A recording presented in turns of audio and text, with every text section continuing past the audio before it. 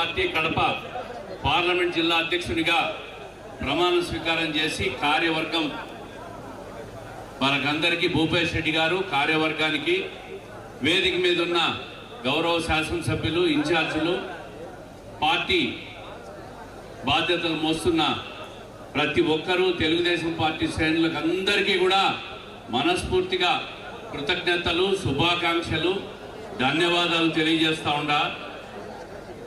Telugu Desam party అధ్యక్షునిగా చంద్రబాబు నాయుడు గారు 2014లో నాకు బాధ్యతలు అప్పగించిన తర్వాత 12 సంవత్సరాలు జిల్లా పార్టీ బాధ్యతలు చేసి నాకెంతో సంతృప్తినిచ్చిందని చెప్పి తెలియజేస్తా ఉన్నా. 2019 ఎన్నికల్లో ఓడిపోయినప్పుడు జిల్లా అధ్యక్షుడిగా నేను రాజీనామా పత్రాన్ని ఇచ్చాను ముఖ్యమంత్రి, ఆ రోజు ఉన్న అధ్యక్షుడు చంద్రబాబు నాయుడు గారికి. ఆయన నన్ను ఒకటే పిలిచాడు, నీ బాధ్యత ఏముంది దీంట్లో, రాష్ట్రం అంతా ఓడిపోయింది, నువ్వు రాజీనామా చేస్తే నేను కూడా రాజీనామా చేయాలా అని అడిగాడు. అటువంటి పరిస్థితుల నుంచి ఈరోజు మళ్ళీ కడప జిల్లాలో, ఎవరో చెప్తున్నారు ఇందాక జగన్మోహన్ రెడ్డి జిల్లా అని, ఇది ప్రజల జిల్లా. కడప జిల్లా, కడప ప్రజల జిల్లా, ఏ ఒక్కరి సొత్తు కాదు ఇది. ఇందాక మన ముఖ్యార్ అన్నట్టున్నాడు, సమస్య లేదు, ఇది కడప జిల్లా, కడప జిల్లా ప్రజల గౌరవం. ప్రజలు ఈరోజు తెలుగుదేశం పార్టీకి 20 సంవత్సరాల తర్వాత ఒక భారీ మెజారిటీ ఇచ్చి గెలిపించినారంటే అది తెలుగుదేశం పార్టీ కార్యకర్తల కష్టం ఉందని చెప్పి తెలియజేస్తా ఉన్నా. ఈ సందర్భంగా ఈ 12 సంవత్సరాల తెలుగుదేశం పార్టీ అధ్యక్ష ప్రయాణంలో అందరూ అనుకుంటారు అధ్యక్షుడు అంటే చాలా పెద్దోడని, ఇది ఒక ముళ్ళ కిరీటం అని చెప్పిన విషయం చాలా మందికి తెలియదు. ఎంతో మందిని సమన్వయం చేసుకోవాలా, ఎంతో మంది కోపాలను ఆవహించుకోవాలా, ఎంతో మంది ఆనందాలను ఆస్వాదించాలా. రకరకాల సమస్యలు, రకరకాల కంప్లైంట్లు, నియోజకవర్గాల్లో కొన్ని చోట్ల ఇన్ఛార్జీల దగ్గరికి పోని వ్యక్తులు వస్తూ ఉంటారు. వాళ్ళు తప్పులు మాట్లాడుతున్నారా, ఒప్పులు మాట్లాడుతున్నారా, నిజాలు మాట్లాడుతున్నారా, ఇవన్నీ బేరీ చేసుకోవాలి. కానీ ఎక్కడైనా ఒక సింగిల్ లీడర్షిప్ ఉన్నప్పుడే పార్టీ ముందుకు పోతుందనే విషయాన్ని ప్రజలందరూ గమనించాలా, కార్యకర్తలు కూడా గమనించాలి. అదే సింగిల్ లీడర్షిప్ లేనప్పుడు గ్రూపులు తయారైతే పార్టీ పాడవుతుంది. ఎవరికైనా పార్టీ లైన్ ఫైనల్.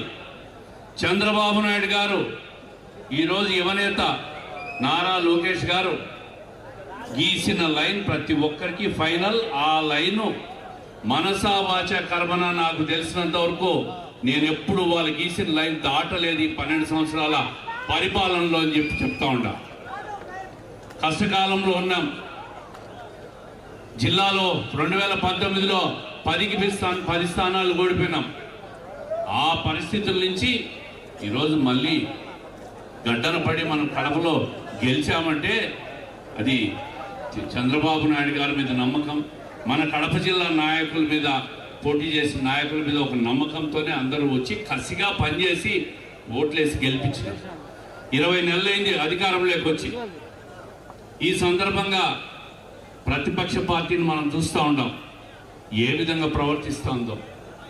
ఎక్కడ చూసినా అరాచకం చేసి అల్లర్లు సృష్టించి తెలుగుదేశం పార్టీ శ్రేణులను రెచ్చగొట్టి వాళ్ళతో గొడవలు చేశారని చెప్పి ప్రజల్లో ఒక విష ప్రచారం చేసే ప్రయత్నం చేస్తూ ఉన్నారు.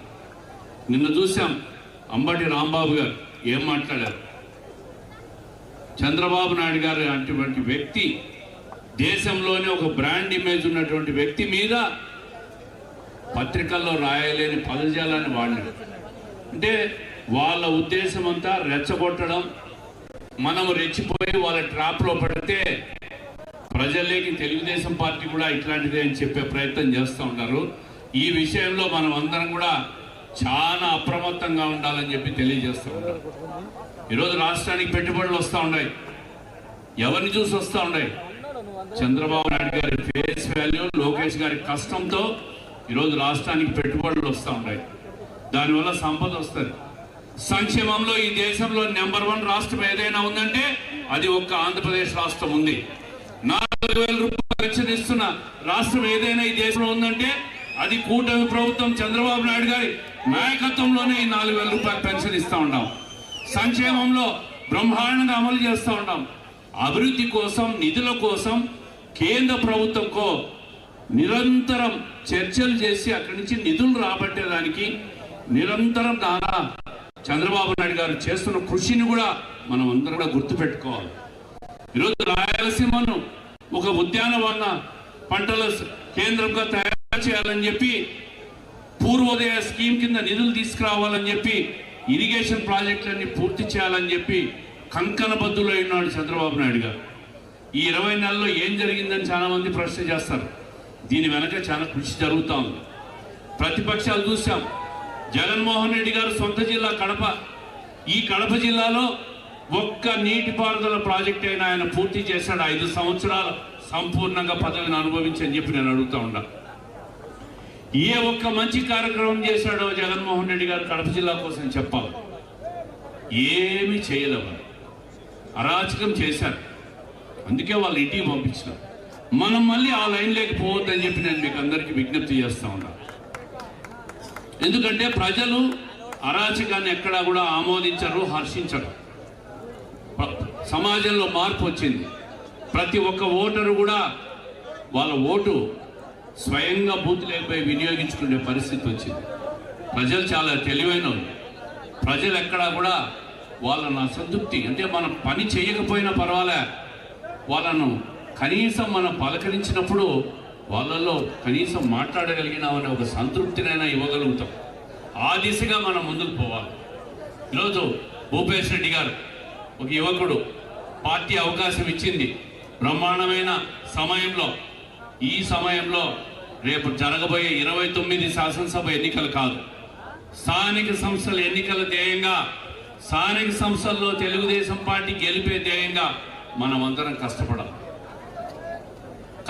మళ్ళీ జిల్లా పరిషత్ కానీ, కార్పొరేషన్లు కానీ, మున్సిపాలిటీలు కానీ, మండలాలన్నీ కూడా ఐకమత్యంతో గెలిపించినప్పుడు జిల్లాలో మన మీద కూడా పార్టీకి ఒక గౌరవం జరుగుతుంది, గౌరవం పెరుగుతుంది. ముఖ్యమంత్రి గారిని పలు రకాల 10 పనులు అడిగేదానికి మనకు అర్హత పెరుగుతుంది. ఇప్పటికే మనం గెలిచాం. ఈ సందర్భంగా చిన్న సూచన చేస్తున్న గౌరవ మంత్రి గారికి, గతంలో ఎప్పుడైనా మేమందరం ఇన్ఛార్జ్లు చంద్రబాబు నాయుడు గారి దగ్గరికి పోయినప్పుడు, ముఖ్యమంత్రి గారు కానీ ప్రతిపక్షంలో ఉన్నప్పుడు కానీ, మీరు కడప జిల్లాలో సీట్లు గెలవాలి, గెలిచినాక మీకు ఏం కావాలని చేస్తా అనేవాడు. ఈరోజు మేము గెలిచాం. మా జిల్లాలో తెలుగుదేశం పార్టీ ప్రతి కార్యకర్తకు గౌరవం పెరిగింది. మీరు ముఖ్యమంత్రి గారికి జిల్లా ఇన్ఛార్జ్ మంత్రిగా కడపను గెలిచారు. కడపలో ఒక ప్రత్యేక దృష్టి పెట్టుకొని మీరు కడప జిల్లాను అభివృద్ధి చేయాలా, కార్యకర్తల సంక్షేమాన్ని మీరు ముందుకు తీసుకుపోవాలని చెప్పి చిన్న ముఖ్యమంత్రి గారికి ఒక సూచన చేయాల్సిందిగా మన గౌరవ ఇన్ఛార్జ్ మంత్రి గారిని కోరుతా ఉన్నాం. మీ అందరి తరఫున పార్టీ నిర్మాణం మనం చూసాం. 2024లో కడప పార్లమెంట్లో 4,30,000 మెంబర్షిప్ చేశాం. ప్రతి కార్యకర్తకు 100 రూపాయలకు 5 లక్షల ప్రమాద బీమా ఇచ్చింది పార్టీ. ఈరోజు 43 సంవత్సరాల్లో మొదటిసారి తెలుగుదేశం పార్టీకి 2 ఎకరాల స్థలాన్ని తీసుకొచ్చే దాంట్లో చాలా కృషి చేశారు. 2019 ఫిబ్రవరిలోనే ఈ స్థలం మనకు కేటాయించారు. ప్రభుత్వం మారిన తర్వాత జగన్మోహన్ రెడ్డి గారి ప్రభుత్వం ఈ జీవోను క్యాన్సిల్ చేసింది. మళ్ళీ దాన్ని కోర్టులో వేసి స్టే తీసుకొని వచ్చి పట్టుబట్టి ఇదే స్థలాన్ని పార్టీకి తీసుకొని వచ్చినాం. పులివెందల్లో పార్టీ ఆఫీస్ కట్టమని చెప్పి ముఖ్యమంత్రి గారు చెప్తే మన బీటెక్ రవి గారు అడిగినప్పుడు నా సొంత ఖర్చులతో పులివెందల్లో ముఖ్యమంత్రిగా జగన్మోహన్ రెడ్డి గారు ఉన్నప్పుడు నా సొంత డబ్బులతో పార్టీ నిర్మాణం చేశాను. ఇవన్నీ కూడా దేనికి భయపడలా. నేను ఒకటే చెప్తా ఉండా, మనం ఒక ఆత్మవిశ్వాసంతో తప్పు చేయకుండా ముందుకు పోయినప్పుడు ప్రజలు మనల్ని నమ్ముతారు, ప్రజలు మనల్ని ఆదరిస్తారు, ప్రజలు మన మీద విశ్వాసం వ్యక్తం చేస్తారు. ఈరోజు జిల్లా అంతా కూడా పార్టీ పరిస్థితి బాగుంది. చిన్న చిన్న సవరణలు చేసుకోవాలి, చేసుకొని స్థానిక సంస్థల ఎన్నికల్లో ముందుకు పోవాలి.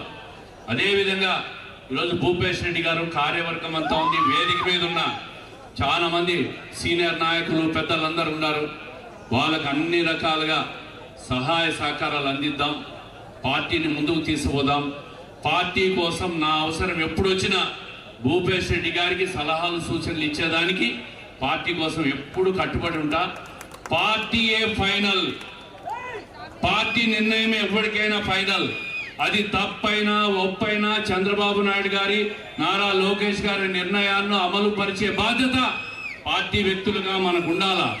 అంతే తప్ప సొంత లైను, సొంత ఆలోచనలు చేసే వాళ్ళు ఈ పార్టీలో పనికిరారని చెప్పి ఈ సందర్భంగా నేను తెలియజేస్తాను. వెరీ స్పష్టంగా చెప్తా ఉన్నా.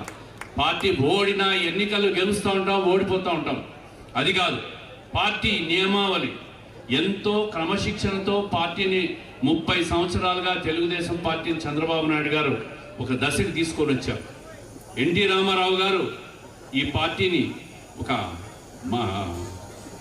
ఒక ఆవేశంతో పుట్టుకు తీసుకొచ్చిన పార్టీ తెలుగుదేశం పార్టీ. ఆ పార్టీని 96లో చంద్రబాబు నాయుడు గారు అధ్యక్షుడిగా బాధ్యత స్వీకరించిన తర్వాత ఈరోజు 30 సంవత్సరాలు ఈ పార్టీని బతికించినాడంటే, ఈ పార్టీ రాష్ట్రంలో ఉందంటే, ఈ పార్టీ రాష్ట్రం కోసం పనిచేసిందంటే అది ఎన్టీ రామారావు గారి కృషి, చంద్రబాబు నాయుడు గారి కృషి, భవిష్యత్తు నేత నారా లోకేష్ గారి భవిష్యత్తులో ఆయన చేయబోయే కృషి అనే విషయాన్ని కూడా మీకు అందరికీ కూడా స్పష్టంగా చెప్తూ, ఇప్పుడు కూడా భవిష్యత్తులో కూడా ఇంతకంటే ఎక్కువ అంకిత భావంతో ఈ పార్టీ కోసం మనం పనిచేస్తామని చెప్పి తెలియజేసుకుంటూ, మరి కార్యవర్గానికి, భూపేష్ రెడ్డికి కార్యవర్గానికి, అదే తొందరలో అనుబంధ కమిటీలు ఇవన్నీ వేసి ప్రజల్లోకి పార్టీ చేసే కార్యక్రమాలు విస్తృతంగా తీసుకుపోయేదానికి కృషి చేయాల్సిందిగా కోరుకుంటూ, ప్రత్యేకంగా భూపేష్ రెడ్డికి ధన్యవాదాలు, శుభాకాంక్షలు తెలియజేసుకుంటూ, జై తెలుగుదేశం.